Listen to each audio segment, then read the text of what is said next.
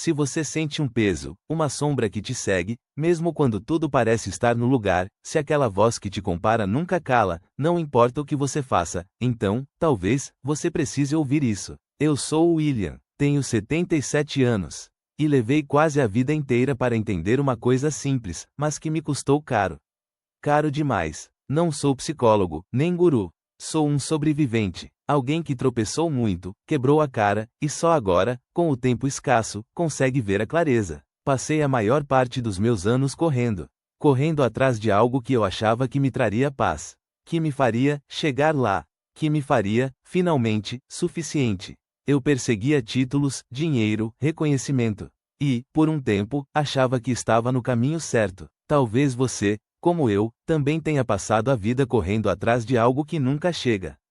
Que, quando chega, não traz o que prometeu. Talvez você sinta essa vergonha silenciosa, essa culpa que não se explica, por não estar feliz com o que conquistou. Nós todos fazemos isso. Buscamos fora o que falta dentro. E esse vazio, essa dor sem nome, ela tem uma raiz muito mais profunda do que imaginamos. Uma raiz que, para mim, começou muito cedo. Meu pai, ele era um homem de poucas palavras. E as que ele dizia, eram quase sempre comparações. Por que você não é como o filho do seu tio? Ele sim, tem futuro. Ou, seu irmão é mais esperto. Você precisa se esforçar mais. Nunca um abraço. Nunca um, estou orgulhoso de você. A única vez que ele me olhou nos olhos com algo que parecia aprovação foi quando eu ganhei o prêmio de melhor aluno da escola, aos 12 anos. Mas a frase foi, finalmente fez algo que preste. Eu aprendi que amor era condicional. Que eu precisava ser excepcional para ser visto. Que a suficiência era algo que se conquistava, não algo que já existia em mim. Eu era invisível a menos que estivesse no topo. Essa voz, a voz do meu pai, virou a minha voz interna. Ela me empurrava, me chicoteava. Aos 20, eu era o melhor estagiário. Aos 30, o gerente mais jovem. Aos 40, o diretor. Eu tinha o carro que sonhava, a casa que planejava, a conta bancária robusta. Cheguei ao topo. Tinha tudo o que a sociedade dizia que eu deveria ter.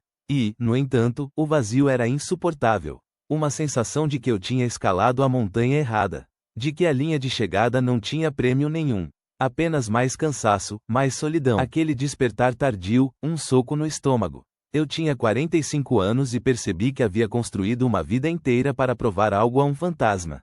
A uma voz que já deveria ter silenciado há muito tempo. A culpa me corroía. A raiva contida borbulhava. Essa mesma busca insaciável por validação se espalhou para meus relacionamentos. Eu escolhia parceiras que precisavam ser resgatadas, para que eu pudesse me sentir útil, importante.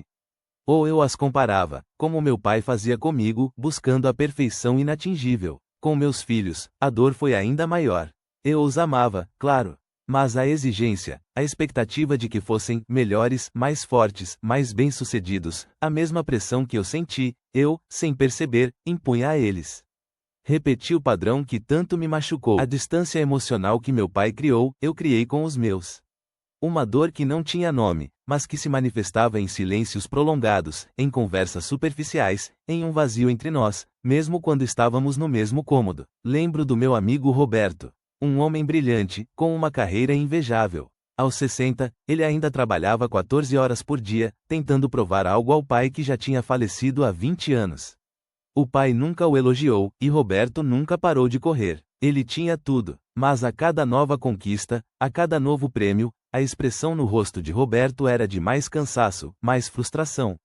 O vazio só crescia. Ele não sabia mais viver sem a corrida, sem a busca insaciável por aprovação. Por outro lado, conheci o José. Ele era um colega de trabalho, mas em determinado momento, largou tudo. Vendeu o apartamento, comprou um sítio pequeno no interior e começou a plantar. As pessoas o chamavam de louco. José não tinha o maior carro, nem a casa mais luxuosa. Mas a paz que ele irradiava, era palpável. Ele não precisava provar nada a ninguém. Encontrou uma suficiência que eu nunca tinha visto, nem em mim, nem nos meus amigos mais bem-sucedidos. Eu me perguntava, o que José sabia que eu não sabia? E a resposta veio com o tempo, com muita dor e reflexão. Liberdade não era ter o maior escritório. Era não ter que provar nada a ninguém. Era não precisar da aprovação de uma voz que nunca se calava. Suficiência não era o saldo da conta bancária. Era a quietude, a capacidade de estar presente, de sentir a brisa, de tomar um café sem ter que pensar no próximo passo, na próxima meta, na próxima validação. Presença não era estar em todas as reuniões. Era estar de verdade com meus filhos, com minha esposa, com meus amigos. Olhar nos olhos, ouvir sem julgar, sem comparar, sem a necessidade de consertar ou melhorar ninguém. Aquele buraco que a gente sente, ele não é preenchido por dinheiro, por aplausos, por títulos. Ele é um eco de uma voz antiga que nos disse que não éramos bons o suficiente. Que precisávamos ser mais, ter mais, para merecer existir. E enquanto você tentar preenchê-lo com coisas de fora, ele só vai crescer. Porque o que falta não é externo. É a aceitação de que você já é suficiente. Que você não precisa da permissão de ninguém para ser quem você é. O medo de parar. O medo de não ter um objetivo. O medo de ser, apenas, você. Esse medo é o que nos mantém na corrida. É o que sabota nossa paz.